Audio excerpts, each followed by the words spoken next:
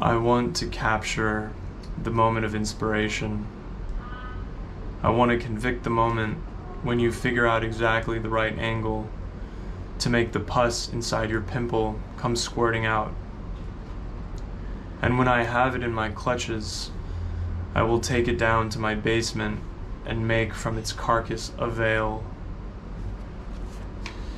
I come home, I set down my keys and take off my shoes. I hang up my coat. I go into the kitchen and put some water on the kettle. In a short while, the water's boiling.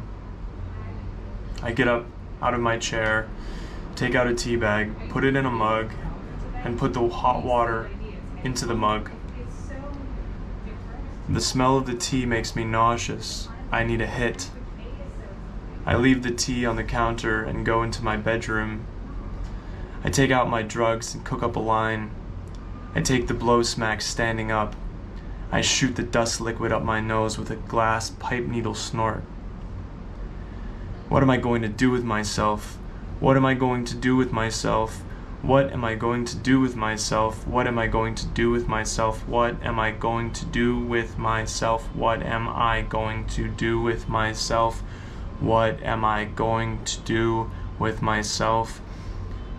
This is what the drugs make me think. What am I going to do with myself? I hop on the train, heading downtown. Maybe I can fuck an ugly bitch. Stop. Why do I think these things? I want to stop. I want to stop thinking these things. I want to stop thinking these things. I start hitting my head against the thick window of the train. It hurts, but not enough. I get up and go around the train asking people, can you hurt me? Can you hurt me? Can you hurt me? Can you hurt me? Everyone who ignores me or shakes their head in horrified pity makes me smile and makes me hungrier for more pain. More pain. I want more pain. I start singing a song. My greatest dream is to murder someone. I want to kill someone. I want to know what it's like to kill someone. I want to murder you. I want to murder you. Someone calls the police on me. The police say they can't do anything about me because I'm just going to run away before they can get to me. The person who called the police on me moves to a different train car when we get to the next stop. But I want the police to get me. I want to feel their handcuffs on my bare, scarred wrists, and I want to feel their hands on my shoulders as they escort me into the police car, so I pull the emergency brake of the train. I laugh at everyone because they're all so upset. It's a serious crime to pull the emergency brake. I think it might be a felony. Ha ha. I take off all my clothes too and lie on the floor. I just lie here. And now I get bored and I start scooting my way down the train car, getting real close to everyone's feet. Almost everyone is cursing at me. It's pandemonium. I'm so aroused that I want to have an orgasm. So I start touching my penis, but it stays limp and shriveled because I've abused it so much over all these years. A guy snaps and starts beating me up. He can't stand me because he knows that deep down he's just like me. Haha. A few minutes later, I remember the tea. I get really sad because I'm pretty sure the water is cold by now, because I've just been leaning against the wall of my bedroom for a while, because since I took the drugs, since the drugs made me make very laughing slither, I go out of my bedroom over to the kitchen. I touch the outside of the mug. It's not very hot. I dip my finger into the tea. It's barely warm. I take a sip of it. Yuck. It's no good. I put the mug into the microwave. I stand in front of the microwave watching the mug go round and round. For some reason, watching the mug go round and round reminds me of my grandpa. Maybe because he forgot how to cook and had to use the microwave all the time. Haha. My grandpa died. My grandpa died because he was old. Because I'm obsessed with causes and their effects. My grandpa took me on a trip before he died. It was right before he died, so he was old.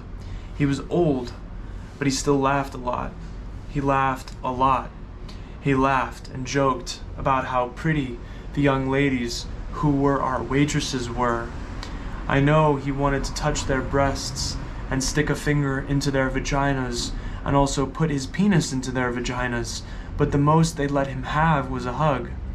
But from that hug he derived, never mind, this is not important.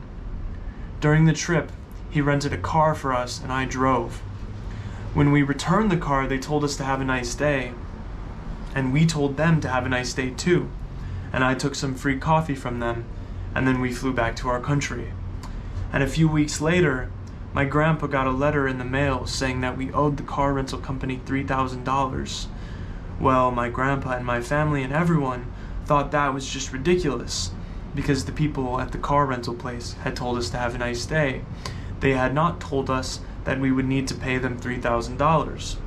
So we got into a big argument with the people who were representing the car rental place. And then, a little while later, my grandpa found out that he had terminal cancer in his pancreas. So he told the representatives of the car rental place that he had terminal cancer, and could they please forgive the debt? And the car rental place said no. Hi. Hey, what's up? Sorry, excuse me. Do you live in here? No, I'm just making a film.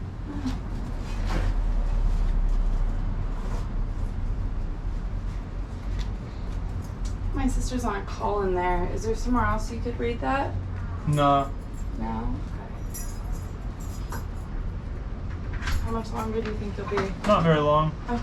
Thanks. Yeah?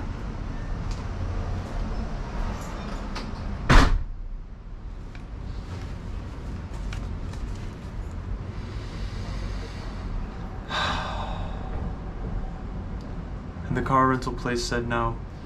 And now my grandpa is dead because I am obsessed with causes and their effects. And the representatives of the car rental place have begun to contact me because I was on the rental contract with my grandpa. They've begun to contact me asking me for $3,000.